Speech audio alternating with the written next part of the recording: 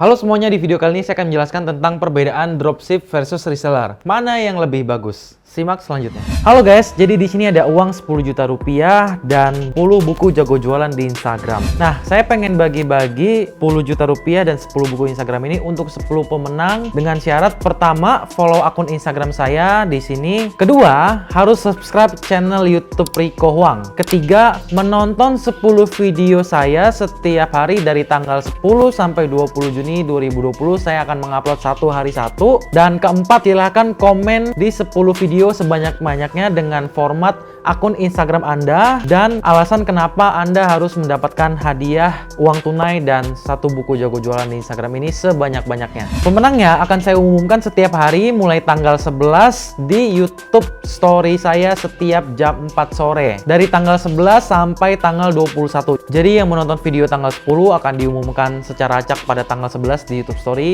Video tanggal 11 ditonton, nanti diumumin di tanggal 12. Seterusnya sampai video tanggal 20 diumumin pada tanggal 21 jam 4 sore. Oke, semoga kalian mendapatkan hadiahnya dan menjadi pemenang dari buku dan uang tunai 10 juta rupiah ini. Terima kasih. Jadi sebelum teman-teman tahu mana yang lebih bagus antara dropship versus reseller, saya akan jelaskan dulu perbedaan dropship dan reseller yang harus dipahami. Jadi dropship ini sama reseller adalah nama yang digunakan ketika kita pengen jualan online. Bedanya kalau dropship singkatnya kalian nggak perlu stok barang sama sekali. Kalau reseller kalian harus stok barang dan ada keuntungan dan kekurangannya. Yang pertama, dropship itu kan tanpa stok produk. Artinya barangnya dari supplier, kita minta tolong supplier yang ngirim barang kita langsung ke tangan konsumen. Dan otomatis kita nggak perlu modal yang besar kan, gitu loh. Nah, sedangkan reseller, kekurangannya tuh kita harus stok barang, oke?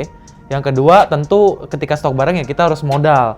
Dan ketika kita udah stok barang dan udah ngeluarin modal, ada resiko barang mati atau dead stock. Ya, jadi ini kekurangan dan kelebihannya. Nah, kalau dropship kekurangannya apa? Kekurangannya jika suppliernya nggak profesional, cuma satu.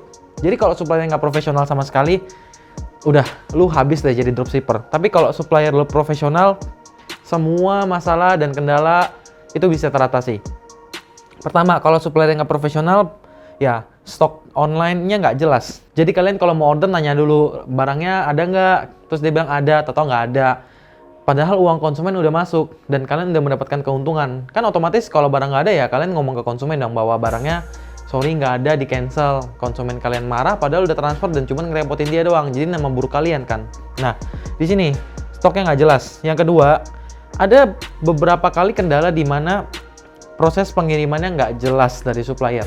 Kalau waktu 1 minggu cuma 1 kali ada kesalahan pengiriman, entah itu lama atau salah, wajar. Namanya juga bisnis, nggak bisa 100% sempurna.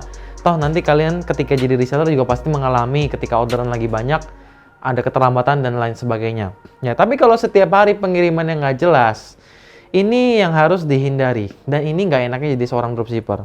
Oke. Yang ketiga, customer service-nya supplier tidak profesional. Ya, mungkin dia suppliernya packing sendiri, balesin juga sendiri. Kalau kirimannya kecil sih nggak masalah.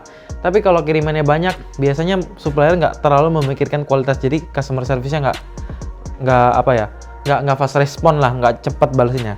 Nah, orang-orang yang kecewa terhadap bisnis dropship, makanya mereka memilih untuk stok barang. Kenapa? Karena dengan stok barang, masalah supplier yang tidak profesional ini dihandle oleh mereka sendiri sebagai reseller, ya. Dan masalah stok nggak jelas jadi jelas karena kan dia pegang barang. Jadi kalau ditanya dia bisa ngecek sendiri. Kedua, pengiriman. Nah ini tergantung profesional si reseller tersebut. Apakah dia setiap malam pergi ke ekspedisi untuk ngirim barang, ngantri dan lain-lain. Dan yang ketiga adalah karena resellernya jadi CS, ya pasti respon kan, ya. Dan keuntungannya ketika jadi reseller adalah biasanya tidak banting-banting harga biasanya ya. Tapi saya nggak mau general ngomongin semua reseller tuh nggak banting harga. Banyak yang banting harga juga ya. Dan ketika mereka itu bisa ngestok barang, biasanya beberapa produk mereka dapat harga lebih murah. Nah, sehingga pengalaman stok tidak jelas ini semua terselesaikan. Stoknya jadi jelas karena dia ketika ada konsumen nanya dia yang ngurusin. Yang kedua, proses pengirimannya lebih jelas karena dia yang ngurusin juga sebagai reseller. Dan sebagai customer service, si reseller yang nanganin sendiri, semua jadi jelas. Tapi kadang-kadang reseller itu kan disebut sebagai stokis karena stok barang kan. Mereka tuh kebiasaan jadi supplier gitu. Jadi arah bisnisnya tuh melenceng. Saya bagi dua. Ketika kita fokus berbisnis, ya saya selalu tanya bagi yang jualan online ataupun jadi reseller atau dropshipper, kamu pengen bangun jalur distribusi, artinya kamu jadi supplier, punya reseller di beberapa tempat, punya distributor di beberapa tempat, atau kamu pengen benar-benar bangun bisnis retail. Jadi kamu dengan budget marketing yang besar, punya konsumen yang besar dan punya langganan yang besar tanpa punya reseller. Keuntungannya kalau bangun jalur distribusi, kamu nggak butuh yang namanya biaya marketing karena reseller kamu yang jalanin. Tetapi untuk bangun jalur distribusi untuk khususnya online, kamu harus punya sistem IT yang sangat besar dan kamu harus hire orang IT, punya keuangan yang rapi dan margin kamu terpotong kan. Jadi kamu harus bisa ngitung-ngitung gimana caranya supaya kamu tetap bisa bayar pajak dan lain-lain. Apalagi kalau kamu nggak punya produk yang benar-benar bagus dan bisa dijual dan benar-benar berkualitas dan repeat ordernya tinggi, maka kamu nggak akan bisa mau bangun jalur distribusi sebagaimanapun resellermu nggak akan bisa jualin dan tidak ada reseller satupun yang loyal, oke? Atau dropshipper yang loyal. Nah, kalau kamu fokusnya bangun bisnis retail yang benar-benar ke konsumen, masalah-masalah keuangan segala macam udah beres lah. Yang kamu fokuskan hanya perlu marketing aja. Makanya saya sangat menyarankan orang untuk menjadi seorang dropshipper, ya. Karena kalau jadi reseller biasanya mereka banting-banting harga, ya. Dan ketika banting-banting harga kan keuntungannya sedikit. Ketika keuntungan sedikit itu mereka nggak ada uang untuk bangun sistem. Sedangkan untuk bangun jalur distribusi itu satu bisnis yang sangat berbeda, ya. Contoh ya, ada bisnis yang fokusnya produksi, ya. Dia lempar ke pihak ketiga untuk distribusi. Pihak ketiga lempar lagi ke bisnis retail untuk memasarkan produknya. Jadi itu bisnis yang beda-beda gitu. Makanya kalau bisa nemu supplier yang profesional, fokus aja jadi dropshipper, ya. Kalau memang di industri kamu atau produk yang kamu jual itu nggak ada supplier yang profesional, ya udah terpaksa kamu harus reseller. Tapi balik lagi, ketika jadi reseller, kamu fokus aja untuk ke konsumen, ya, bukan bangun jalur distribusi. Kecuali kamu pengen jadi supplier, ya udah fokus bangun jalur distribusi, tapi kamu harus punya modal yang besar, teknologi yang hebat, termasuk ngurusin stok online, pengiriman, CS, pajak, finance, semua harus rapi, oke? Nah, jadi dropshipper ada nggak orang yang kaya, melebihi kekayaan para reseller dan supplier? Banyak, di luar sana banyak, ya. Kalau Anda menonton satu video saya bersama Albert Leonardo adalah orang Indonesia yang menghasilkan uang miliaran dari bisnis dropship jual barang di Amerika. Ya, jadi di Amerika itu sistem dropshipnya udah sangat enak banget. Pertama, kita tinggal dropship ke supplier, habis itu ngiklan ke konsumen. Enaknya konsumen itu udah bayar otomatis pakai kartu kredit, nggak kayak di Indonesia nawar dulu, pakai WhatsApp dulu, nggak ada, ya. Nah, di luar negeri itu udah bayar otomatis pakai kartu kredit, jadi mereka tuh nggak ada lagi alasan nggak ada duit lah, nggak ada rekening lah, tanya papa dulu, nggak ada. Di luar negeri semua bayar pakai kartu kredit langsung, dan sistem ordernya itu otomatis via website. Kalau di Indo kan masih pakai WhatsApp, pakai Line, chat dulu, nawar, nanti dulu ya segala macam, ribet kan. Di luar tuh udah teredukasi banget untuk belanja via website. Nah, ketika ada pemesanan, pengirimannya itu atau pesanannya itu otomatis langsung nyambung ke supplier. Ini udah otomatis, jadi kita nggak perlu ngontak supplier untuk order lagi. Ya memang di beberapa supplier ada, tapi kebanyakan tidak.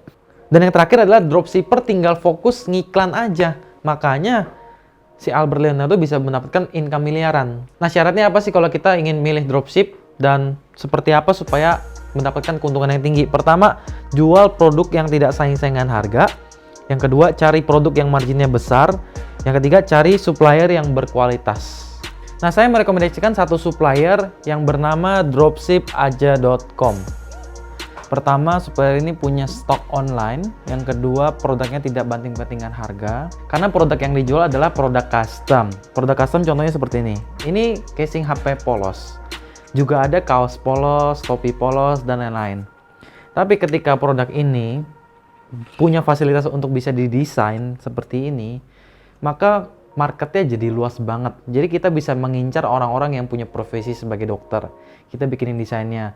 Terus orang-orang yang lahir di bulan November.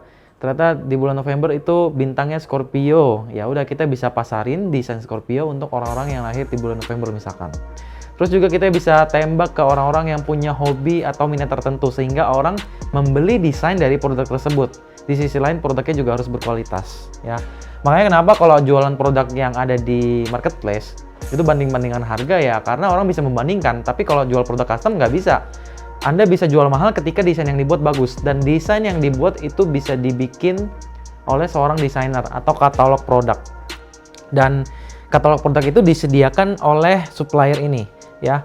Kemudian ada juga komunitas belajar jualan, karena kalau kita mau jualan kita butuh komunitas kan, butuh keluarga yang bisa tanya jawab.